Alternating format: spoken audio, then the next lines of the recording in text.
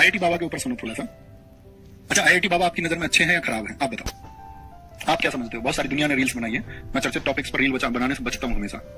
हाँ, क्योंकि व्यूज बहुत आते हैं, लोग बड़ा बनाते हैं उस पर। मैंने तो अक्सर एजुकेटर्स को देखता हूँ कि आईआईटी बाबा क्या कहते हैं, बताता कोई कुछ नहीं है।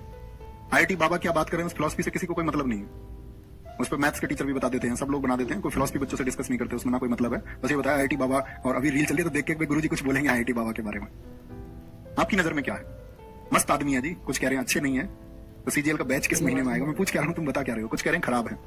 अब यही बात है ना, तो व्यक्ति किसी को जो निर्धारित करते हैं वो अपनी समझ से निर्धारित करते हैं। किसी की फिलॉसफी कैसी भी सही, सामने वाला जो निर्धारित करने वाला है ना, उसकी फिलॉसफी कैसी है, वो एंगल उन दोनों के बीच में इस बात पर निर्भर करेगा।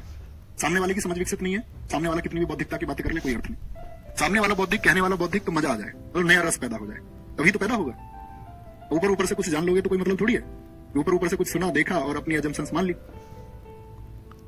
जैसे मान के चलो ओशो पे बड़ा डिस्कशन होता है देश में।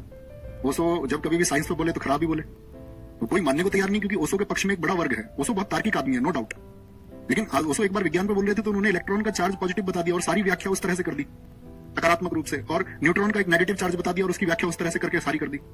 तो परफेक्शन तो किसी के अंदर नहीं है। कोई व्यक्ति किसी क्षेत्र से, जैसे आपका जाति व्यवस्था पर जब ओशो बोलते हैं, या जब ओशो की बात किसी धार्मिक स्थिति के बारे में होती है, तो वो बहुत सटीक है, पर उनके तर्क बेमिसाल है। No one can defeat him. ऐसी आईआईटी बाबा है। तो वहां पर एक बाबा और हुए, उन्होंने एक बड़ा अच्छा मैसेज दिया, वो मैं आपको देना चाहूंगा। मुझे उस सारी वीडियोस में से या सारे तर्कों में से जो एक तर्क मुझे मिला वो मैं आप तक पहुंचाना चाहूंगा। सॉल्यूशन क्या है, निष्कर्ष। तो उन्होंने एक बात कही, जैसे कि भाई बहुत सारे लोगों ने बोला यार आईआईटी बाबा तो चरसी हैं, वो तो सिगरेट पीते हैं। ये भी सही बात है भाई, जो लोग नशे की प्रवृत्ति के लोग नहीं है, ये सीधी सी बात है कि जो सही व्यक्ति होंगे वो नशे की प्रवृत्ति के खिलाफ होंगे, अच्छी बात है। लेकिन मान के चलो किसी व्यक्ति ने अपने निजी जीवन में उसको अपनाया, तो उन्होंने एक प्रश्न किया था, ठीक है। उन्होंने कहा कि भाई आपका बच्चा अगर बहुत बीमार है और उसको एक त्वरित इलाज की जरूरत है बहुत जल्दी, और वो इलाज उसको अभी मिलना जरूरी है। अब आपके पास दो डॉक्टर की चॉइस है, समझना मेरी बात को। वो उन्होंने कहा कि आपके पास दो डॉक्टर की चॉइस है। एक चॉइस तो ये है कि एक डॉक्टर ऐसा है जो शराब पीता है और सिगरेट भी पीता है, लेकिन उसका जो सर्जरी का सक्सेस रेट है वो 100% है, यानी 100% इलाज करेगा और ठीक करेगा।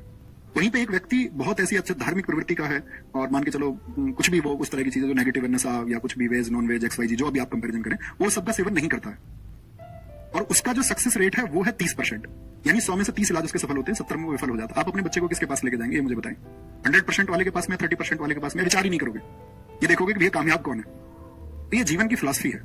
कोई भी व्यक्ति अपने जीवन में क्या कर रहा है आप उस पर टिप्पणी मत करो, वो उसका निजी जीवन है। आपसे उसका जो सार है, जैसे मान के चलो आप एक अच्छे शिष्य हो सकते हैं, तो मैं एक अध्यापक और शिष्य, हमारे बीच में क्या है, ट्रांसफर ऑफ नॉलेज, वो कैसी है, हमें इस बात से मतलब होना चाहिए, हमें किसी की निजी जिंदगी में नहीं जाना चाहिए, वो उसका निजी जीवन है। आप समझ पा रहे हैं मैं क्या बोल रहा हूँ? बहुत सारे लोगों ने कहा कि हम 100% वाले के पास जाएंगे, बहुत शाबाश है।